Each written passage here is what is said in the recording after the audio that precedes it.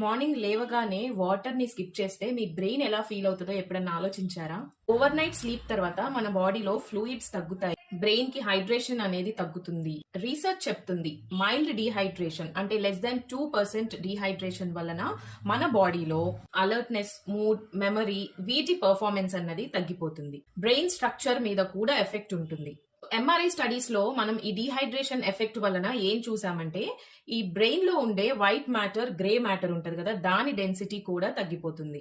And cerebrospinal fluid అనేది పెరగటం, ఇలాంటి చేంజెస్ ఒక డీహైడ్రేటెడ్ పర్సన్ యొక్క బ్రెయిన్ లో ఎంఆర్ఐ స్టడీస్ చేసి కనుక్కున్నారు.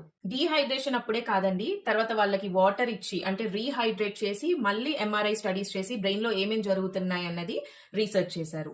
సో మనకి మైల్డ్ డీహైడ్రేషన్ వలన ఇరిటేషన్, తర్వాత హెడేక్, కాన్సన్ట్రేషన్ లాస్, ఫ్యాటిగ్ ఇవన్నీ కామన్ సిమ్టమ్స్. అండ్ మన బ్రెయిన్ కి కూడా ప్రెషర్ ఎక్కువ అవుతుంది డీహైడ్రేషన్ వలన. ఈ మన బాడీలో ఫంక్షన్స్ అన్ని చేయటం కోసం బ్రెయిన్ అన్నది డీహైడ్రేట్ అయిపోతే దాని మీద చాలా ప్రెషర్ పడి మిగతా సైడ్ ఎఫెక్ట్స్ అన్ని వస్తూ ఉంటాయి. అయితే ఏం చేయాలి అనుకుంటున్నారా? సొల్యూషన్ అనేది చాలా సింపుల్ అండి. ఉదయం లేవగానే స్కిప్ చేయకుండా అట్లీస్ట్ 1 గ్లాస్ వాటర్ తాగుతూ ఉండాలి డైలీ. అండ్ మధ్యలో కూడా మీరు ఆఫీస్ కి వెళ్ళినప్పుడు గానీ ఏదైనా పనిలో ఉన్నప్పుడు గానీ చిన్న చిన్న సిప్స్ అలా తాగుతూ ఉంటే మన బాడీ అన్నది డీహైడ్రేట్ అవ్వకుండా ఉంటుంది. అండ్ మనకి చాలా డిసీజెస్ కూడా వాటర్ తాగకపోవటం వల్ల వస్తూ ఉంటాయండి. జనరల్ గా మీ అందరికీ తెలుసు. సో రేపటి నుండి లేవంగానే వాటర్ తాగటం అన్నది ఒక హ్యాబిట్ గా చేసుకోండి. దీని వలన మనం మాక్సిమం డిసీజెస్ ని అవాయిడ్ చేయొచ్చు.